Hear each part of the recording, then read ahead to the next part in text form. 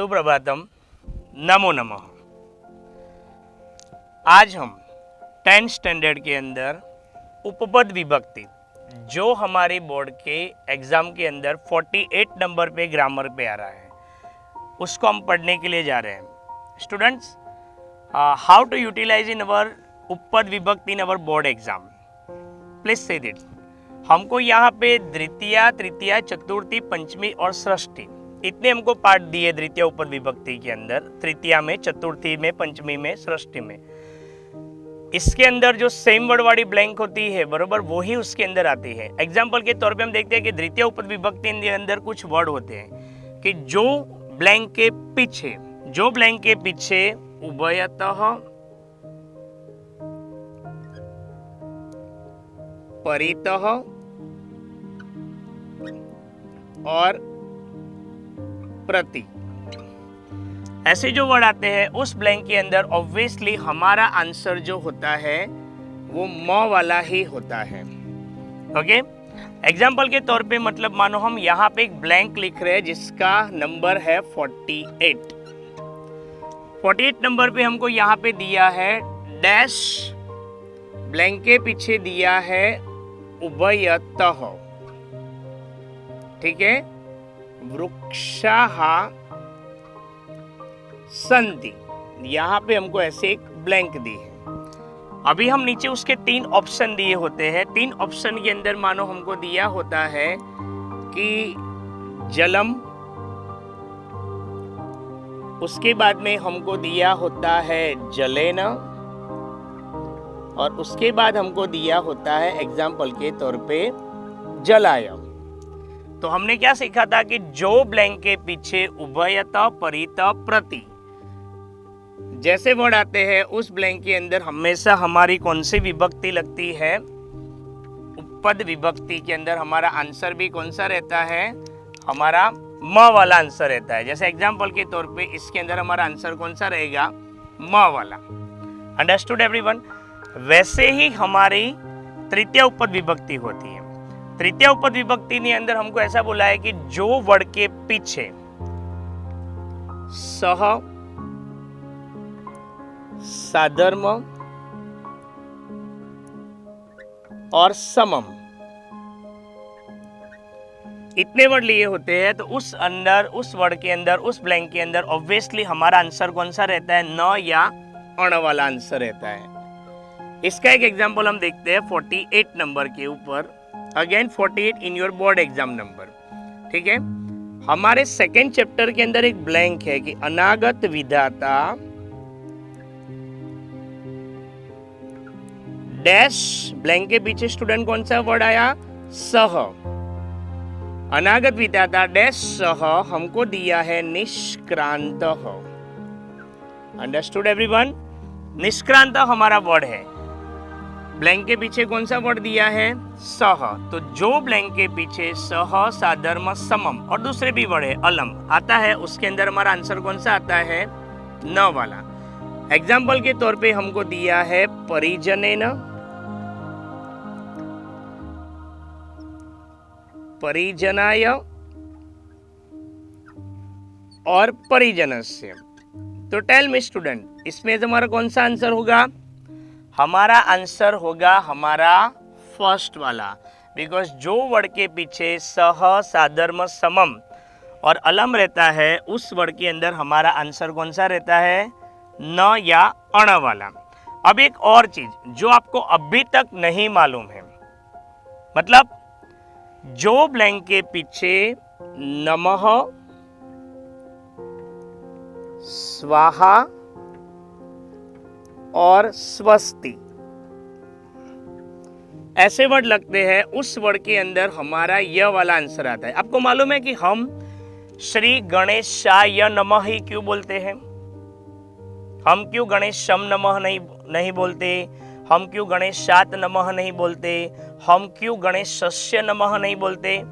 That's a reason क्या है हमारा कि जो वर्ड के पीछे एग्जाम्पल के तौर पे अगेन आई से कौन सा नंबर 48 डैश नमः, ऐसे मतलब मानो हमारे सामने ब्लैंक आई, ब्लैंक के अंदर हमको आंसर दिए हैं गणेशाय नमः, गणेशम नमः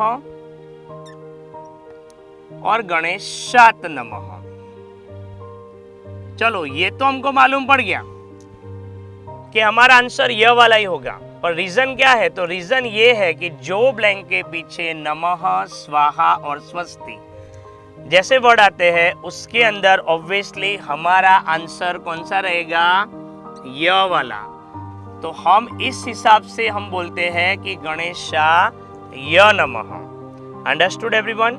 ये जितने भी वर्ड हैं वो हमारे ग्रामेटिकल नॉर्म में, ग्रामेटिकल नियम में बहुत ऐसे वर्ड है कि जो ब्लैंक के पीछे आते हैं, पर ये एक चीज ऐसी है कि जो हम हमारे हिंदू रिलीजियन या वॉट एवर हम जब भी बोलते हैं तो उसके पीछे हम बोलते हैं कि जो वर्ड के पीछे नमः, स्वाहा और स्वस्ति रहता है उसके अंदर ऑब्वियसली यह वाला आंसर है, इसलिए हम बोलते हैं श्री गणेशाय नमः। यही रीजन के हिसाब से जैसे हम बोल रहे हैं कोई अग्नि के अंदर हमारे घर पे हवन हो रहा है, हम हवन के अंदर जैसे कुछ भी चीज मतलब मानो हम अर्पण करते हैं, तो वो चीज को अर्पण करने के टाइम पे हम ऐसा बोलते हैं अग्नये स्वाहा। हम क्यों अग्नात स्वाहा, अग्नम स्वाहा नहीं बोल रहे हैं? हम क्यों अग्नये स्वाहा बोल रहे हैं? ये रीजन के हिसाब से। अभी आप बोलोगे कि सर यह वाला आंसर ही होगा या ये या यो वाला? नहीं, हमारा आंसर ये यो कुछ भी होगा, पर पीछे तो नमः, स्वाहा और स्वस्ति होगा, तो आंसर हमारा यह वाला ही होगा। मतलब ये भी होगा, यो भी होगा, यू वाला। Understood everyone? चलो अभी हम जा रहे हैं स्टूडेंट्स हमारी पंचमी उपपद विभक्ति के ऊपर।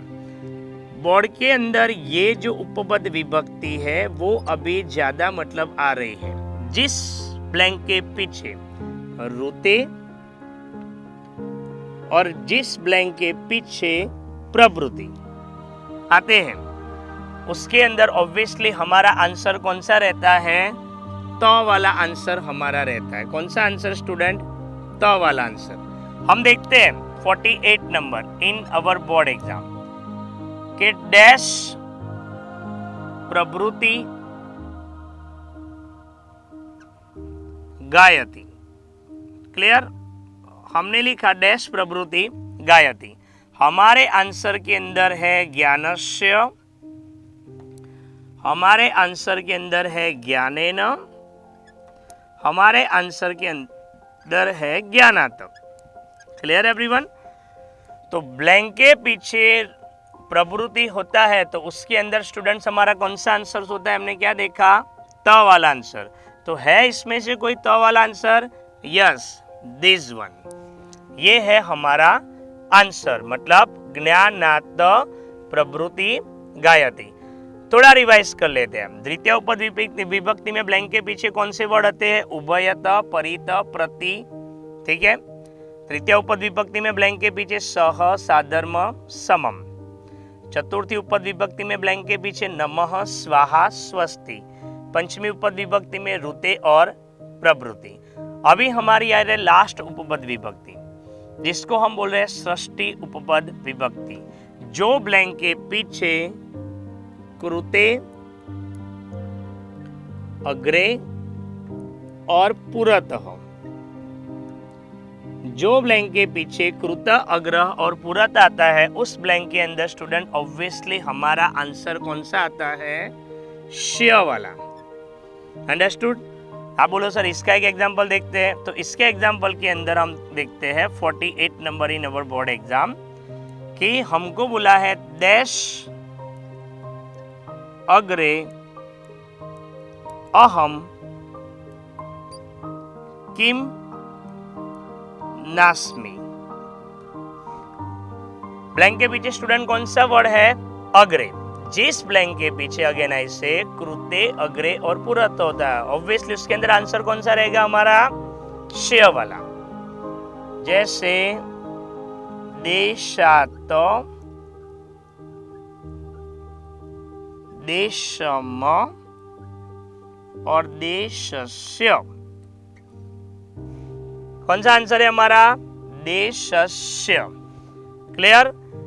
तो ऐसी उपपद विभक्ति हमारे बोर्ड के एग्जाम के अंदर 48 नंबर पे हमको आती है। और 48 नंबर पे हमको जब उपपद विभक्ति आती है तो कुछ नहीं करना है, रिवाइज कर लेते हैं कि जो ब्लैंक के पीछे उभयत परित प्रति आता है उसके अंदर आंसर कौन सा आएगा स्टूडेंट? म वाला। जिस ब्लैंक के पीछे सह साधर्म समम उसके अंदर आंसर कौन सा आएगा? न और अण भी आता है, बरोबर, दोनों।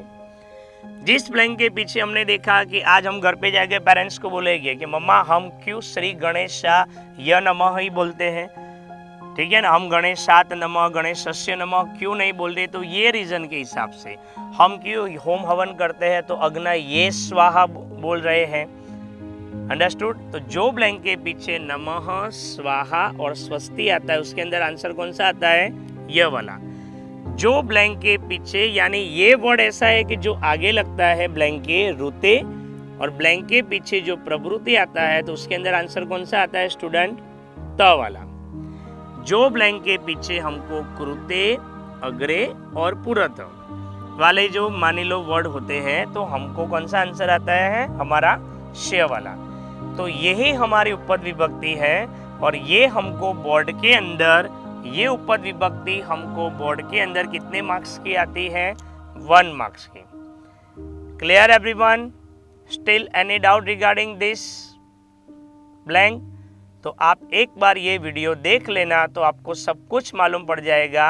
अगेन ऐसे हमारे बोर्ड की एग्जाम के अंदर new paper pattern Gujarat board के हिसाब से 48 नंबर पे उपपद विभक्ति आती है। ये टेबल बेटा खाली लर्न कर दोगे तो टोटली आपको सब कुछ समझ में आ जाएगा। क्लियर? नमो नमः। अगेन धन्यवाद।